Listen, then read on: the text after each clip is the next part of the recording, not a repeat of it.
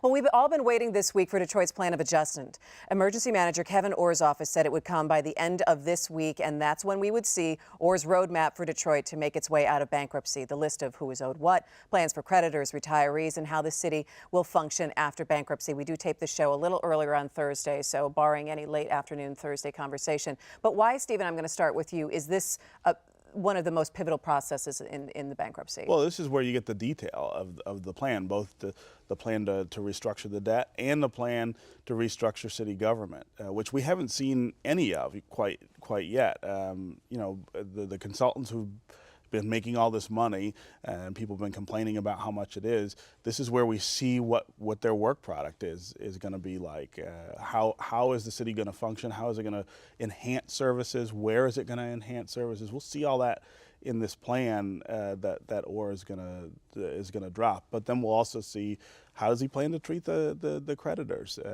You know, this unsecured debt and secured debt question should be resolved in the plan that he gives to the court. It'll be resolved from the city's perspective. From the city's perspective, this is that's right. The city's proposal. This is not necessarily a blueprint of how things or what will go, actually end up happening. Because the court can change it. These creditors have a right to challenge anything and to battle it out. They don't have to sit there and say, okay, we're going to take it. And the creditors are still pushing back hard that the $820 million that have been raised to save the DAR and bail out the pensioners is not enough, that they think there's more value in that art museum than they're getting out. And they're going to keep pushing, keep fighting until they think they can't get it.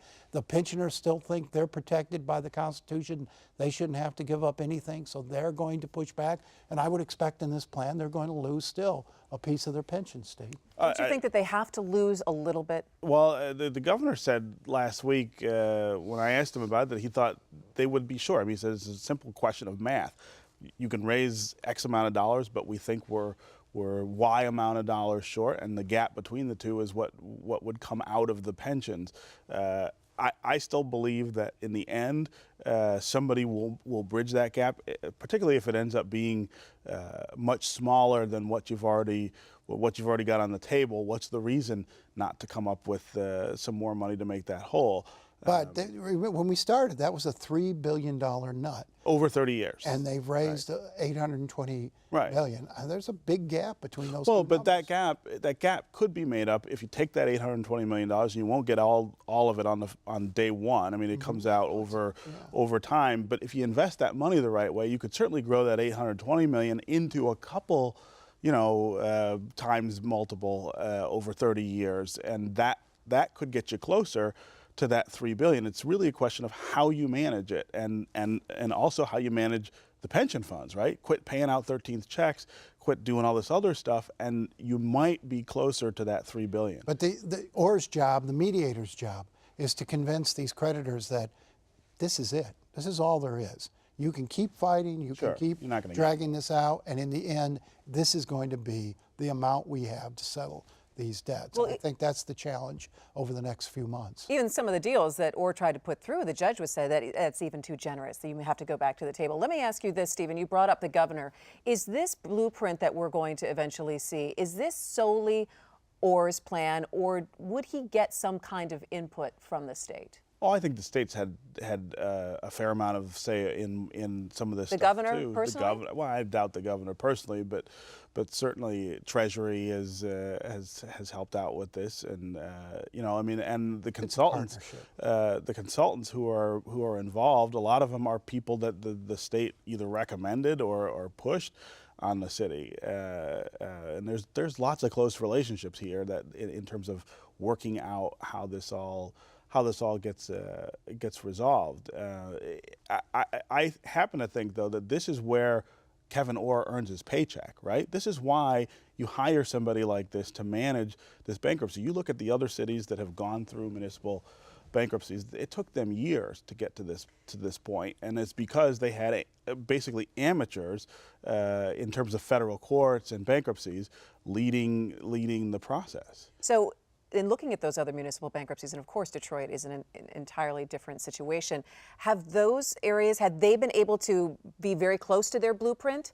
or is it something that, that was totally different? Things had- ended up being totally different coming out of bankruptcy than what that original blueprint was? Because that's my years and question. years. Yeah, they've for, had for terrible people problems. who are watching this and people who are living in Detroit, and when they hear this, oh, here's the blueprint of how we're going to come out of this, how close are they actually going to be to that when we look at it next September? I think it'll be closer because, in this case, because you do have some very competent mediators. Judge Rosen's been doing a really good job of mediating this thing. And as Steve said, you have professionals handling it, not politicians. I think the process is going to go more swiftly in Detroit and more closely to plan than you've seen in other places. I'm sure they even had plans that are sensible plans in other places. They put plans together that the politicians in charge put together, and they didn't understand as much about bankruptcy and the federal court process as somebody like Kevin Orr did, and so their plans got chewed up by creditors and other objectors in court, and those cities in a lot of ways got fleeced of city services and things that Orr's plan is trying to protect, and I think he's in a better position to make the case to Judge Rhodes why that needs to happen than a politician would be. And in other places, I mean, they were single issue bankruptcies, more or less. Sure. They got in trouble on a project, if you will, a sewer or water project, and it was a matter of the court coming in and saying, well, you got to pay for it, so we're going to raise taxes for this to cover this specific debt.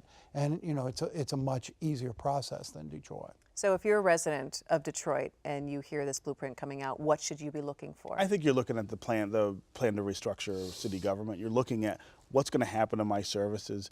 How are you going to get police response time down? How are you going to get fire response time down? What other services are going to still exist inside the city, and how will we pay for them? That's the other part of this, is that he's got to show in this plan how these services will be supported once you come out of bankruptcy and your money is not being sucked. 40 cents on the dollar is not going to your debt.